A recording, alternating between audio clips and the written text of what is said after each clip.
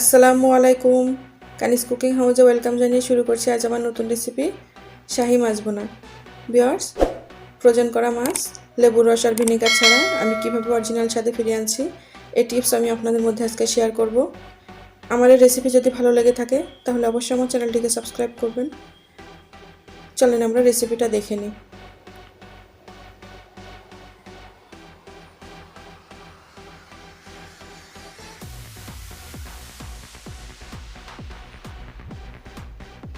আমি এখানে 5 পিস মাছ নিয়েছি, যে কোনো মাছ নিলে হবে। এখন আমি নিয়ে নিচ্ছি দুধ, আর দুধের আমি ডাবল পরিমাণ পানি দিয়ে এখন আমি মাছটাকে 30 মিনিটের জন্য ভিজিয়ে রাখবো। আমি এখানে লেবুর রস আর ভিনেগার ছাড়াই দুধের মধ্যে ভিজিয়ে মাছটা অরিজিনাল স্বাদ ফিরিয়ে আনবো। 30 মিনিট পর আমি হাত দিয়ে মাছটাকে একটু ভালো করে এভাবে করে হাত দিয়ে মাখিয়ে তারপর আমি পানিটা ঝরিয়ে নেব। এটা কিন্তু আলাদা করে পানি দিয়ে ধোয়ার দরকার নেই। আমি পানিটা ঝরিয়ে নিয়েছি। এখন এর মধ্যে আমি দিয়ে দিচ্ছি হলুদের গুঁড়া,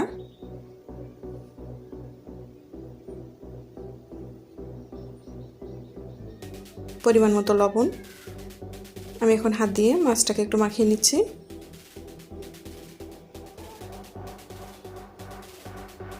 আমি চুলাতে সরিষার তেল দিয়ে আমি পেঁয়াজ বেরেস্তা করে নিয়েছি। আমি ওই তেলের মধ্যে মাছটা ভেজে নেব। ভিউয়ার্স, আমার এই রেসিপি যদি আপনাদের ভালো লেগে থাকে তাহলে অবশ্যই আমার চ্যানেলটিকে সাবস্ক্রাইব করবেন। আর অলরেডি যারা সাবস্ক্রাইব করেছেন সবাইকে অসংখ্য ধন্যবাদ। লাইক কমেন্ট শেয়ার করতে ভুলবেন না।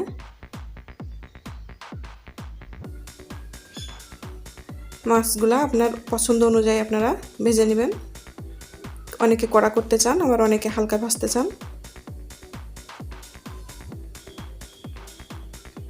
আমি এখন মাছগুলা উল্টিয়ে দিব।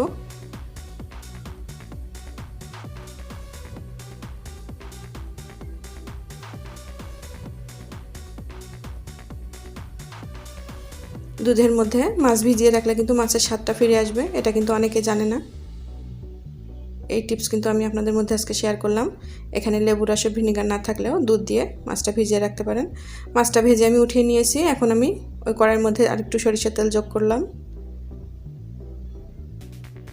এখন আমি কিছুটা পেঁয়াজ দিয়ে দিয়েছি। এরপর আমি এখানে 3টা কাঁচামরিচ দিয়ে দিচ্ছি।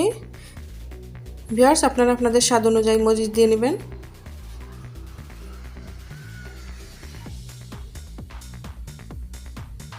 আমি হালকা ভেজে নিচ্ছি।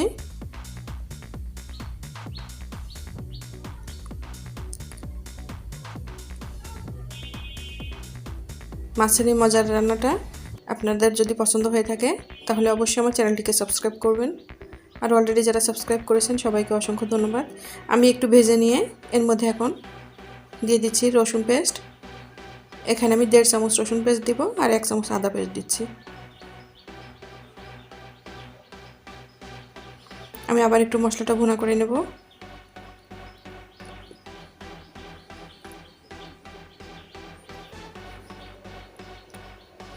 এর মধ্যে এখন আমি গুঁড়া মশলাগুলো দিয়ে দিব। দিয়ে দিচ্ছি জিরা গুঁড়া দিয়েছি 1 চামচ।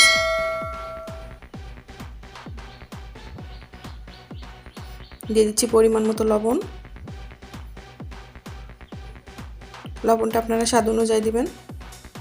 দিয়ে দিচ্ছি 1/2 চামচের মতো হলুদের গুঁড়া।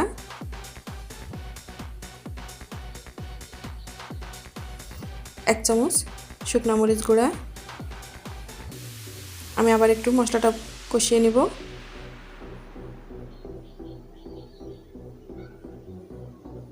এরপর আমি দিয়ে দিচ্ছি 1/2 চামচ ধনিয়া গুঁড়া আর 3 টেবিল চামচ টমেটো সস।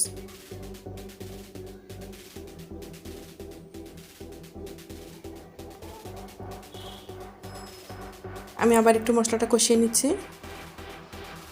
এটা কিন্তু অল্প তেলে খুব সুন্দর একটা রেসিপি, আর সরিষার তেলের রেসিপি।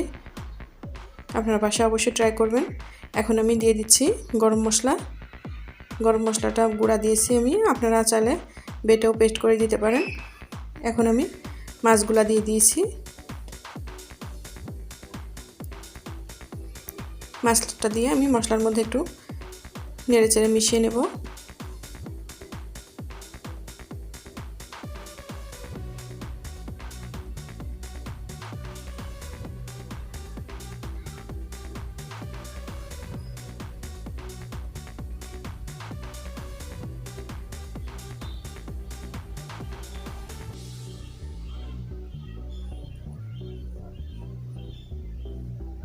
ভিউয়ার্স, আমার রেসিপি যদি ভালো লেগে থাকে তাহলে অবশ্যই আমার চ্যানেলটিকে সাবস্ক্রাইব করবেন।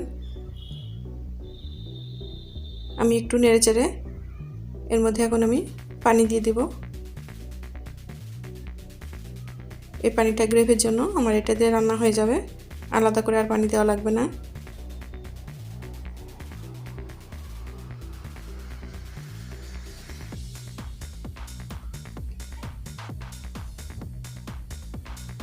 এখন আমি ব্রেস্তাটা দিয়ে দিচ্ছি।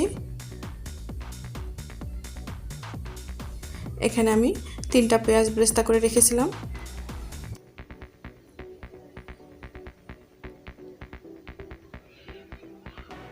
একটু নেড়েচেড়ে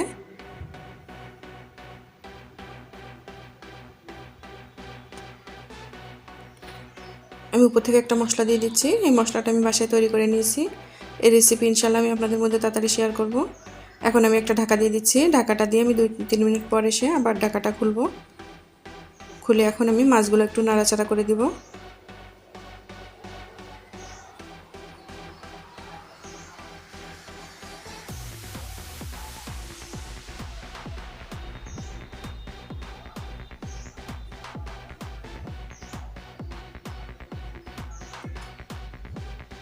আমি আবার একটু ঢাকা দিয়ে দিচ্ছি।